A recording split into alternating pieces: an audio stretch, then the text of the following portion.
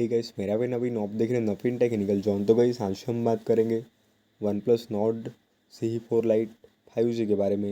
And guys आज का हमारा टॉपिक है नोटिफिकेशन साउंड प्रॉब्लम्स के बारे में। तो गाइस अगर आपके फ़ोन में आप नोटिफिकेशन साउंड टोन को चेंज नहीं कर पा रहे, आप नोटिफिकेशन टोन को चेंज नहीं कर पा रहे, तो आप कैसे कैसे यह प्रॉब्लम्स को ठीक करेंगे। तो वीडियो को लास्ट तक देखिए एंड समझिए। एंड अभी तक आपने हमारे चैनल को सब्सक्राइब नहीं किया है तो प्लीज़ सब्सक्राइब कर दीजिएगा।